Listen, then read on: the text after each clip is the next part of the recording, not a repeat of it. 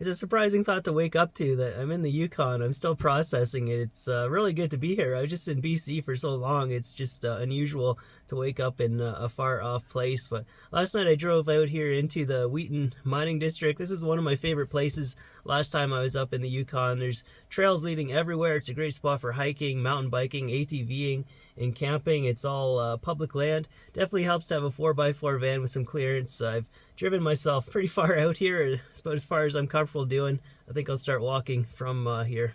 So I'm headed out on an overnighter, gonna pack in lots of food. It's colder out, so I can pack a greater variety than what I normally do, like cheese and pepperonis and baby carrots. Then I got some chocolate, a bunch of bars, dehydrated fruit, and a couple dehydrated meal packs. Those things are delicious, but they're also $20 a pop, which seems like too much, and I gotta start making my own again. Rocco needs to eat too. I pack in kibble, more than what she normally gets. I've got a checklist that I go by for everything to pack. Last winter I set off on a trip in California. I got up there on the first night. I forgot my headlamp and a fork, so I was sitting there eating my dinner with a stick in the dark. It was miserable, and I ended up turning around on that trip. I drove across the Wheaton River last night, and sometime today I got to ford it. It's close to the headwaters, so I don't know. Maybe it's just going to be a hop across, but I'm going to bring my sandals just in case it's really deep.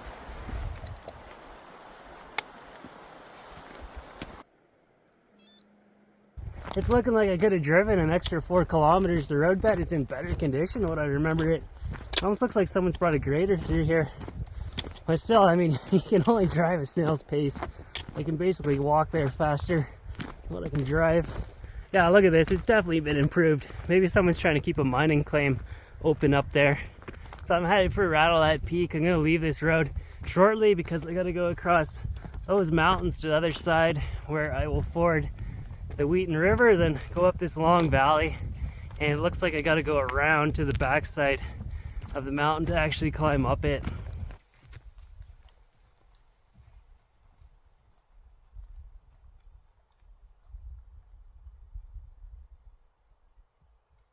I tried to fly the drone over to see what that road is leading to, but it's too far away, so it's a mystery to be investigated in another video. Just so unique here, so barren and beautiful with all the fall colors coming in. So I'm starting up my first climb up and over this as I aim myself towards Radelet.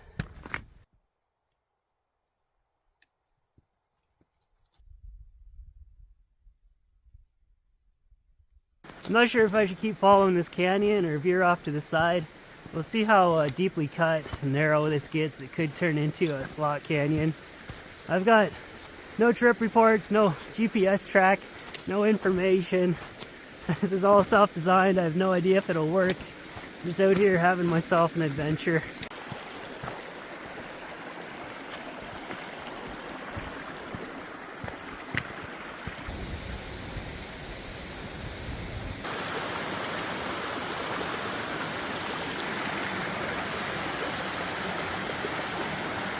It's getting too difficult down in there. I'll try up on this instead. In Death Valley, it's the opposite. The further down you go in a canyon like that, the water level just keeps dwindling and dwindling until it's nothing. Whereas here, it just keeps getting stronger the further you go. Oh yeah, it looks like it gets cut really deep down there. I don't think there's any chance of that working.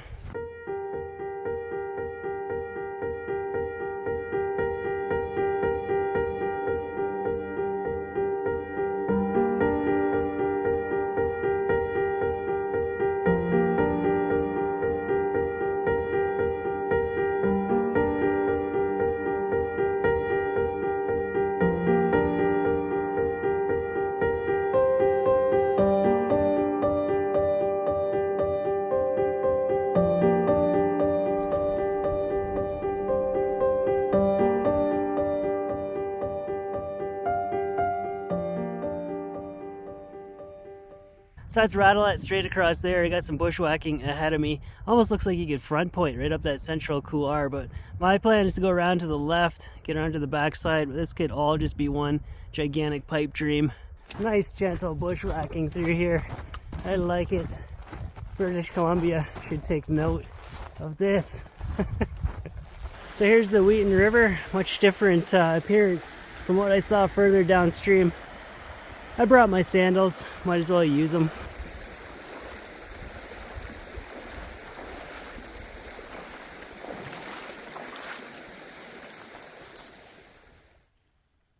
What is that, Rocco?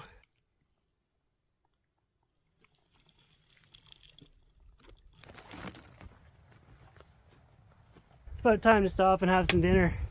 I have to aim myself down towards the creek to get some water, fill up our bellies, and we'll have to continue on a bit further today.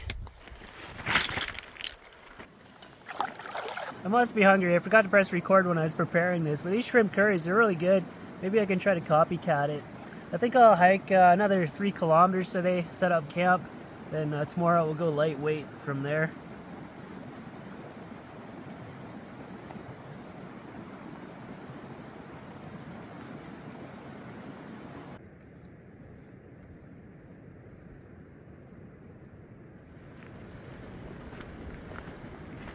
This looks like a good spot to camp. This might be my last opportunity to sleep on a meadow, so let's take it. Wrap it up here for the day. I haven't seen any signs of bears in the area, so that's good.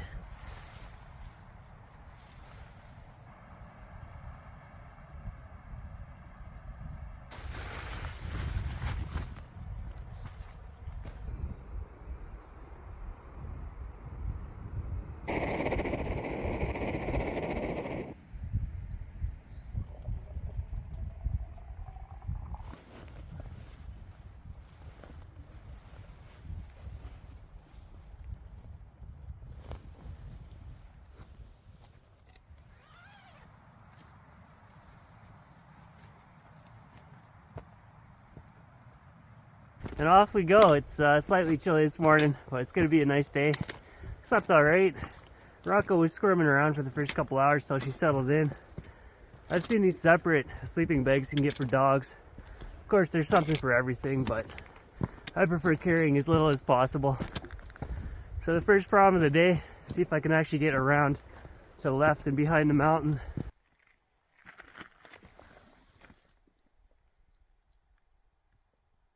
It's kind of like Utah here. We got a slot canyon and balancing rock.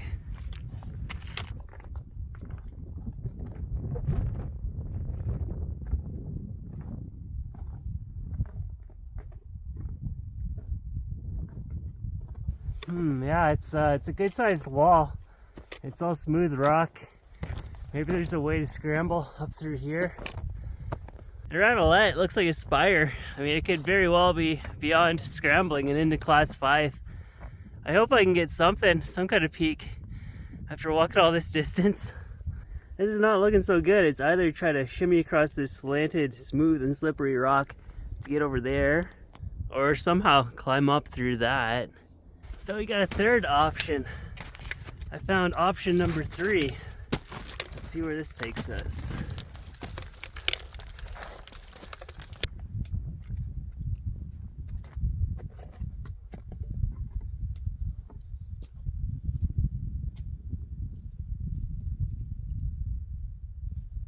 Looks like option number 3 was a ticket across here. I think this is gonna work.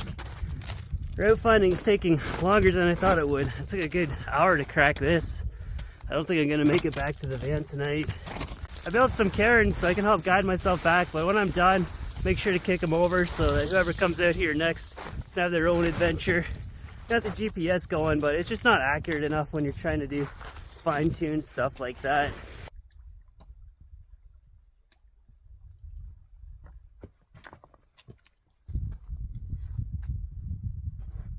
Well, that's a relief. I can keep continuing on.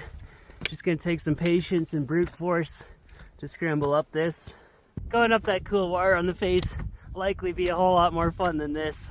It was melted down to bare ice, so it's not something I would do. If there's a couple feet of snow on it, then yeah, I probably would have taken a stab at it.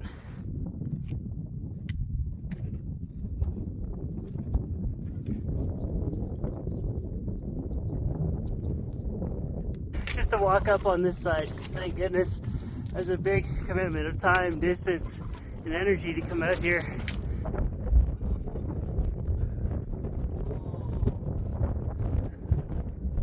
There's no summit registered. These people just left a big list of when they came here in 2016.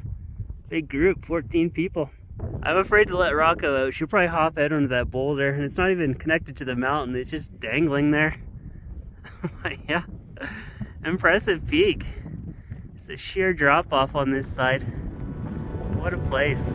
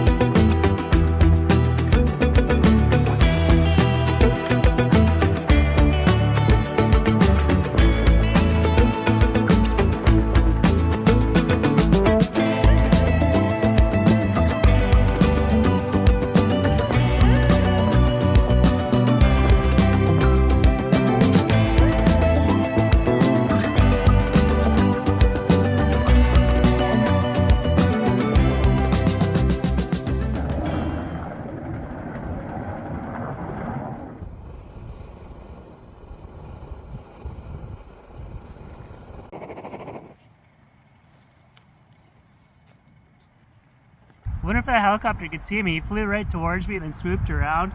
It's only 5:30, so I'm going to finish up dinner and pack up and hike down closer to the Wheaton River. So I'm set up to do that big slog over those mountains back to the van tomorrow.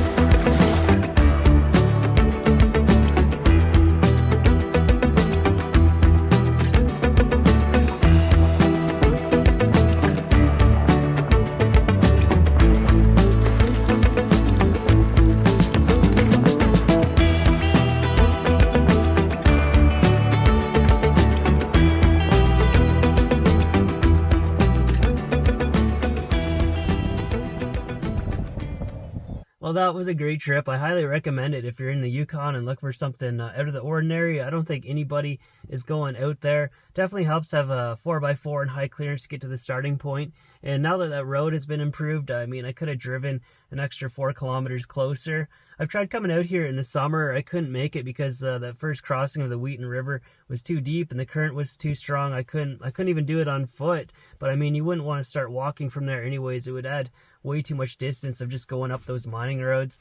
But maybe if you had a fully outfitted Jeep with a snorkel on it, maybe you could get across. But other than that, it's something that you have to do early season or late season. If the water was a couple inches deeper, it would have been coming in through my doors on that. But the hike itself was straightforward enough. The bushwhacking was just short and easy. There's lots of travel on loose rock that gets kind of tiring after a while. The crux was just finding my way around to the back side of the mountain, but other than that, it was smooth sailing, and that northern face of Radelet is just so striking to see and be out there. But yeah, I post all my tracks on Strava, and sometimes I update OpenStreetMap as well with my routes. I think my way out there is the most direct and efficient, but if you're feeling adventurous, maybe you could make a loop out of it or hit some more peaks. But that was good for me, and I don't want to push Rocco any harder than what I already did, but she just enjoys every second of being out there on those trips. But that's the end of another adventure, and the cycle continues as I try to figure out what to do next. So thanks for watching, and thank you to Patreon supporters, and I will see you soon.